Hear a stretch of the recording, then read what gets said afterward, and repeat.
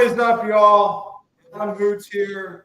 The Old Dawg group coming together, having some amazing conversation, and we thought we should partner everybody else in. So I want to get this thing stirred back up, and I know exactly the person to lean on to do that and make it happen as we bring folks on, get them out away from the Zoom. We had everybody zoomed up and kind of get mics muted. And we just, this is too good a conversation to share. Mr. Glass, we were talking a little bit about tax planning, right? And you mentioned a class that you had been to that really changed your eyes on tax planning, trying to get more folks encouraged to open it up and do more. We're talking about zone density. Mr. Glass, can you take us back? What removed the scales from your eyes?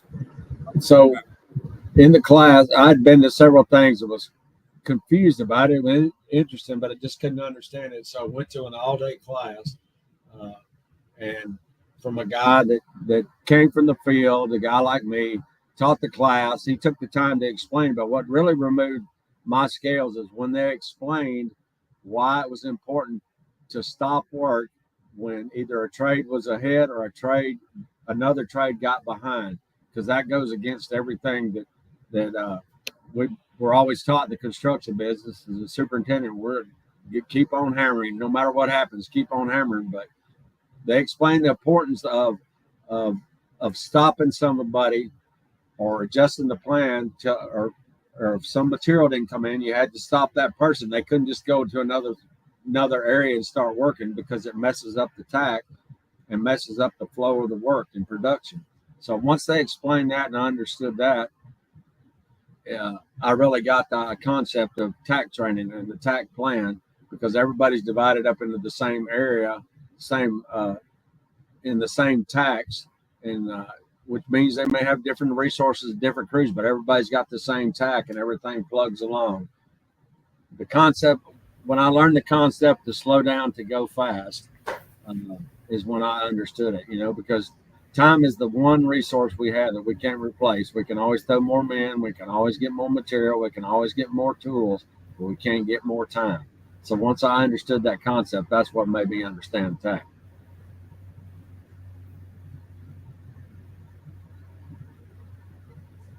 I love that, and I appreciate it, James. And we just came in here like a ball of fire. So thank you for centering us back on the conversation of tack planning and where this came from. I think it's crucial that we are rethinking things, especially as Old Dawg leaders in this business, on how we've been taught things in the past and how they might not be so relevant. I guess I'd love to kick it to you, Nick. Your thoughts on kind of what we're talking about here with regards to establishing flow on a construction project. Yeah, I feel like our conversation kind of went to, James introducing the topic and how impactful it's been for him personally as an Old Dawg superintendent. And the question went to, with Turner being such a large company, how are you scaling TACT, or how are you learning and developing TACT throughout the organization? And then that kind of tied back into the Adam Hoots 8-hour training and kind of introducing a couple other guys to TACT. And then the next question was, what do you say to the guys that tell you they can't TACT a project because the work is not repeatable? And then that just opened up the floodgates to all these different conversations that started happening around production and consistency. And it's not the scope of work that you're focusing on; it's the consistency of the work. And like James mentioned, the time, you can't get back more time. So how do you increase your consistency and effectiveness in the time that you have allowed? Some really awesome conversations around that. Yeah, and then we kind of centered back and really started talking about work leveling and what are our options from that perspective. And it comes to really resources, right, and capacities from that perspective. Josh, you had some pretty amazing comments when it came to that. Can you kind of add those to the world that we're trying to go to? Mr. Kreitler? Yeah, sorry, it took a second to unmute. Yeah, I just having gone through it a few times, feel pretty strongly that's a common response, right? The work's not the same and repeatable, but the reality is the steps in which are being taken often are, or it helps you define that maybe there are a couple different flows of work that can be tacted based on repeatable steps for trade. And that we started talking about work density and the idea that having consistent zones for trades, not making them unique for different trades for consistency's sake, but that when you really do dissect and try to understand the work density, that oftentimes the density is similar for a trade through the areas. And it's really important to break that down. And there may be one-off activities that don't fall in other areas that have to be pulled out of that workflow. But I think it's that dissecting it, and it circling back to some of the conversation where it started of, do you define those zones with the trades in the room, and the value of, historically, and a few folks on the phone call talked about it, we have come up with a stab at it, an idea, but with our trade partners and their input, kind of defined where those lines fell for our zones. To make sure that we included all the nuances for all the different trades, whether it be where their systems originate or how they test things or things of that nature, and then going into trying to understand the work densities. Yeah, I mean, all are crucial parts of understanding the main flow through the project. And here we are without really a full-on view to the resources that one might have. I know, James was giving some really good examples early on about, a site work contractor and really just trying to understand their flow. And so one of the comments I have, would love to kick it to the group, but after using tax planning, and I like, Josh's words of production control a lot, because that's where we struggle. We can plan all day, but when it comes to execution, a lot of times it's a struggle. One of the things I've realized using TAC planning or last planner system or P6 or CPM or any of these other scheduling methods is it's really about the questions that we're asking in order to gain alignment on what's about to happen. And so how does TAC planning ask what questions are different when we're using TAC planning versus when we're using last planner or CPM? I think the questions aren't necessarily different, but they happen earlier in that process of standardizing the work.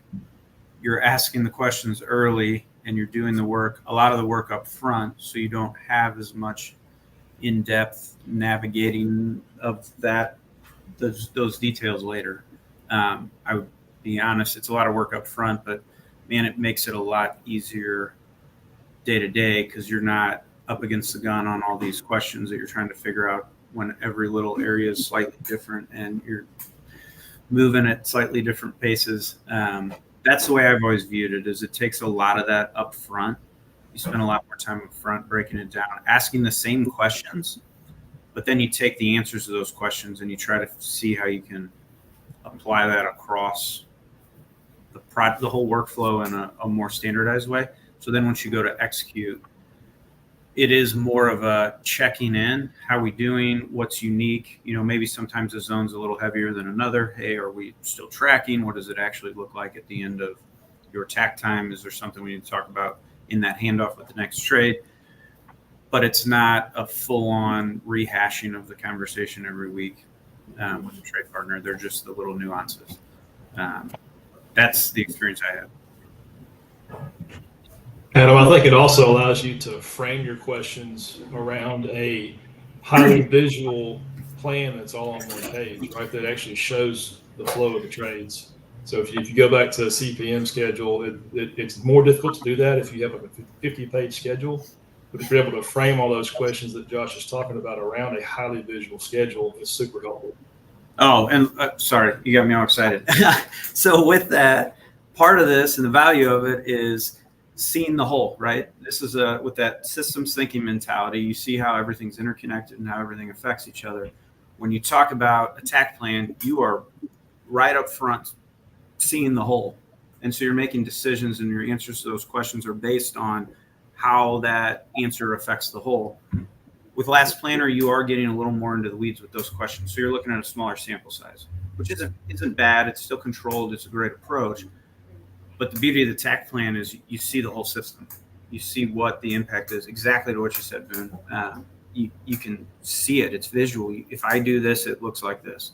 And that's that whole mindset of how are we improving our throughput or our system's throughput as opposed to each individual resource being efficient. Yeah, I love it. Now you're getting me excited, Josh, starting to talk about systems thinking. I can't believe I'm pretty sure we're live. I think I hit all the right buttons, and we have 8 Old Dog superintendents, a lead geek, and Patty on a call right now talking about tax planning. We don't have one comment from an audience member. So if you're out there, this is your chance to hit up a bunch of old dogs on a cool subject. What else is out there, folks? Like Jeff and Sam and Buddy, we got some talent on the call. John, what else is out there with regards to flow and how we can get projects to flow more smooth? I have a question actually for the group that are practicing the tax, because that's the next step in our implementation or schedule out here after Last Planner. And my question is, how do you deal with that ultimate cog in the chain that does happen on every job? There's something. I know we're planning to the best of our ability with TAC, but what kind of safety nets do you have, buffers or other safety nets that you can rely on, a plan B to keep the manpower moving and or your resources in place when something does happen? I think you got to, with any production control system, it has to be coupled with that idea of look ahead and constraint management, roadblock management, whatever you want to call it. That has to be like a key part of it. And the focus of everybody shifts from like what's right in front of them to looking a lot further ahead. And every step of that planning, like TAC planning, you ask all those questions early on, that should be pulling out a bunch of roadblocks. And then as you get to a shorter term, couple week look ahead, you should be pulling out roadblocks. And then you should have daily huddles where like that. It doesn't work without that, a really robust process to stay looking ahead and train everybody to be looking ahead. Hey, what's the next area I'm going into? What are the things I need answers on or whatever? That has to be a conversation before somebody walks into a space where it does struggle. But then also with that is you have to have buffers intentionally of all, and there's multiple types of buffers when you start digging into it, where they fall in the schedule, what their purpose is, what that looks like, because a TAC plan is so tight. It's such a tight flow that a small ripple can have a big effect. So you do need to recognize what you're doing there and have the right amount of buffers and have the right focus of the team to keep looking ahead. So also that I learned in the TAC planning was I can't remember the correct term, but I think it was a slack day. You have slack days built in for certain trades. So trades, or you have a problem come up, you have to have a workable backlog, which means the work that they can go off and do someplace else that has nothing to do with the TAC, but you got a list of work that, okay, the rebar is not going to come in and be here for 2 more days. So they can go over here and work on this one-off little pad over here that's not in part of the TAC plan. So you got to have a workable backlog, one to keep them busy so you don't lose the crew. And you also have some trades that have slack days built in. The drywaller is probably going to have slack days. And so on that day, you have him 5S all his stuff. You go clean all his stuff up, 5S everything up, get rid of all the waste that's probably stacked up somewhere, even though we're keeping up a 5S, you know. So you have to plan those things as you go along. You can't, like Josh said, you can't have this real tight plan with no flexibility in it, or the train's going to jump off the track. You know? I think that also gives you some swing capacity, right? That also gives you some swing capacity. If you do have something that falls behind for whatever reason, weather or a change order or a design change, whatever, you have some capacity in those crews that have those slack days to jump back in and get you caught back up and solve a problem. I think there's a lot of value too in having that, being transparent with that and talking about that early on, so it's not a surprise. when you talk about how you build that TAC plan, the crew knows that those days are built in. They know to expect them, right? It's expectations. Everybody gets frustrated if you spring something on them. But if you went to a contractor and told them they got to do the whole project jumping on one foot with a blindfold on, they'd be ready to go as soon as you signed them up. But if you told them Friday they had to start doing that Monday, people would be pissed off, right? So there's something big there with expectations, and that's the visual of the plan and the time spent planning it out so that people know what to expect, what is coming. They can plan for it. They can adjust. It's not a surprise. I think we started this with talking about laying out tacked areas, correct? The sizes and getting everybody on board, which you'll have those buffers or those, I don't know actually what the word is, off days to work. If you start with your mechanical trades and you come out of the mechanical room and leave that as a fill-in day, but you're all leading the right way with your electrical, your ductwork, your drops, your mechanicals coming out of there, and that's the first tack you work in, and lets you work that way to have your flow and to get everything started. You can always have those fallback areas in the mechanical room. Yeah, so I love it. And James Glass, if I could jump through this computer, I'd hug and kiss you, my man. Workable backlog, right? Having a plan for when this happens, and then having the resources. We talked about buffers. You guys nailed it. Again, so talking about having a plan, maybe next time we should give the audience a plan, scheduled time so that they can come with questions for these old dogs, huh? They just kind of hit us with it. I like the idea. I like where we're experimenting, hopping right in, but it is getting to closing time, and I want to make sure everybody gets some final thoughts here. So as always, I'd like to start with Miss Patty first, and James Glass, you on deck. Miss Patty, final thoughts from this Old Dog Real Talk? I had thrown in the comments the whole idea of this approach reducing rework and resulting in smaller punch lists, and that's always a win too. I mean, if you think about the volume of cash that's spent on rework, the more you can do to reduce that, and the more you can break it into bite-sized chunks that are manageable and have sort of a backup plan for everybody, the better. So this is awesome. Thank you. Thank you, Miss Patty. How about you, James, with Jeff Riley on deck? So I think the biggest addition of TAC is you're now managing all the things you did through production in the field. A lot of times we get the full plan, we're done. We kind of think we break it into the weekly work plan and all that, but we really don't manage the plan. This now allows you to manage the plan in the field and through production and stay on track. The trains stay on track, even to the point of my company. We mark the color zones out in the field. Each zone is marked in the field. We put up signage, or we take spray paint and mark it on the floor. So all the visuals in the field, you have this TAC plan you put up in every zone. Everybody can see it. It's not this big rolled up full plan or anything like that. Even the new guy on the crew can understand it. So that's a beautiful thing. I had a client once actually buy everybody the same color safety vests as what was on the TAC plan, and that's how they marched through the zones. It was interesting. All right, thank you, Mr. Glass. Jeff Riley with Josh on deck. Yeah, so like I said, this is something that we're just dipping our toe into now, the TAC planning. And right now, I think we've talked about before, kind of not using the big lean or tax buzzwords with your crews out here and kind of just easing them into it. And we're working through the last planner now and doing phase planning for our wet rough up and then our dry rough down. And it's very easy to segment the building and get these guys and crews, level out their crews and figure out, how they're going to work through the building. So I'm excited to continue this conversation. Learned a lot here today, and I'll have more questions for the crew beyond this. Thank you. Yeah, hey, that's a common problem we have on a lot of jobs. We got to flip the flow. We got to build structure from top up, and we want to do finishes from top, or structure bottom up, finishes top down. So flipping that flow is always a crucial point. I love it. How about Mr. Creekler with Nick on deck?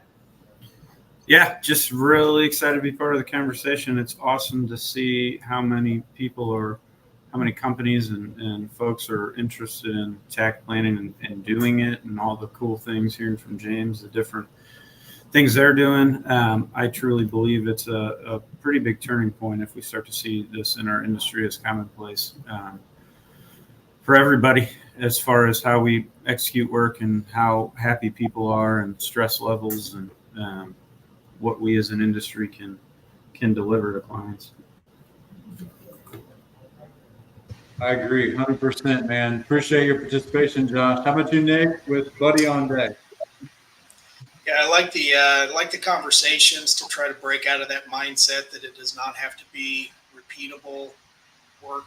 It's more about consistency. It's more about creating a one-page plan that shows the whole plan rather than just bits and pieces of the plan, so that it allows you to ask open-ended questions up front that helps align the team and set the expectations. I also like the conversations around some of the tools within the system that create some agility and flexibility, like the backlog management, the buffer management, some of the things that help you connect and align the system with the project and not try to connect the project to a rigid system. All about the system, all about the whole, baby. I love it. Mr. Brumley, the OG Old Dog Lean Builder. Late to the meeting. You're Late to the good. meeting. I got double booked today. Sorry about that, guys. We've got a couple of jobs that are doing TAC, and one of them's not mine, but I've been through Adam's class, and we're scaling it up slowly. But listening to James talk about it with backlogs and other planning things when things do slow down, is a good idea, and things that I can even use until I get started using the TAC. The worst thing is when the project manager wants to get work in place so that we can bill for it, not realizing when we pull off of one thing, other guys have to pull off of that too. Send at least a couple of guys somewhere because somebody's going to get ahead of them, and then the other area slows down. So, I missed some good conversation, but what I got in on very helpful for me. All good. All love, buddy. Love having you here. Thank you. Let's kick it to Boone with Sam Sinclair on it. I'll keep mine short. I'll say even a bad tax plan is better than a solid CPM schedule, just because you can see the plan all on one page, right? If you can show a trade a plan where they can see how they flow through the building with their scope, they're going to be a lot more likely to follow that plan or even help you refine that plan. So that's what I love about it. Thank you. I appreciate that, Boone. And I agree to a point. Absolutely. Sam, with Mr. Toops on deck. From a trade partner's point of view, I will say that the TAC plan with your input is good. It lets you understand your flow and see the whole project. Josh's comment about the work is the same. Usually the amount of work in a zone or a TAC is the same. It's true. You try to size it that way if you get input, but you always got to remember there's that on a plumbing side. I know coming from the plumbing point of view is sooner or later you got that bottom side, so you double your workload when you get to the first floor if you're working your way down. You got in-wall rough in and overhead for the stuff up above, but this whole plan lets you keep your crew at a constant rate and a constant size and flow. It really does work when it works well. When it's set up and you go from beginning to end in the flow for a plumbing side, it works great, I think. So maybe when you get to the first floor, you have a different work zones than you did up above. Right. We've discussed it with them when we started it with. I don't know if Nick was there when we did the last pediatrics. We actually threw a 2-day, like it was a 5-day TAC, but we threw a 2-day into the next TAC where we would bring guys behind and work along with electricians or whoever followed us to make sure we were all working together in the same area, in the same mindset. Yeah, James, don't give him all the secrets. We got to make him go through the last two, my man. I love it. Thank you, Sam. I appreciate your perspective, especially. Mr. Toops, what you got? I really was encouraged in hearing that you want to hear from the trades, and particularly, I think if they can see the schedule and they can tell you where they think their buffers would be in when and if needed, and then as you get into the space and doing the repeatable tasks, that's where the imagination and the ingenuity of the crew can come in to actually improve the precision of the execution by creating that as a focus. And there was a comment that to wait until you get a buffer zone to focus on the 5 S's. Engaging the worker in his individual flow of work consistently as part of the job, so that you can use what I call the immediate response intelligence of the worker to understand that flow, and then a feedback intelligence back into your management system on what that trade is determining about that flow rate from their perspective. It does a couple of things. There's a psychological term called self-efficacy, feeling of control. If you can set it up that they're expected to understand that, because you can put it in a booklet in their hands and then respond to that, it makes them feel individually more part of controlling the flow and seeing their own value in their execution. So this fits right in with trying to set up that the feelings and the emotions of a worker into a job site. So thank you for letting me listen today. Yeah, I appreciate you, John. Thank you for that. The workers are everything. And I'll just add this to everybody's awesome conversation. There's 3 levels to TAC planning, right? There's macro, there's norm, and there's micro. There's not really one system that allows us to see the work at all 3 levels. Currently, we use CPM, and then some of us use Last Planner to see the work at the worker's level. I believe TAC planning is really going to be that one tool that helps us see the work at the P6 CPM schedule, but also on the daily task level of, hey, I need you to go move that pile of rebar over here. And I think when we can see that and that becomes more predictable, we will show more respect for people that we are serving as leaders. I think it's a great way to take a schedule and make a production plan that can then be controlled, to Josh's point. So thank you all for the conversation. Thank you even more for allowing me, like 45 minutes into our really deep conversation, to open it up to the world via a link. And whoever else was on the Zoom meeting that we left in the Zoom meeting because StreamYard only allows 10 people, I'm sorry. And I think it's James Gable is one of them, the uncommon communicator. We kind of did him dirty there. I'm sorry. But you got to be quick on the draw, baby. So thank you all for plugging into the Old Dogs Real Talks. Guys, I'm in the stream, and then we can have a quick after chat if you want. Peace.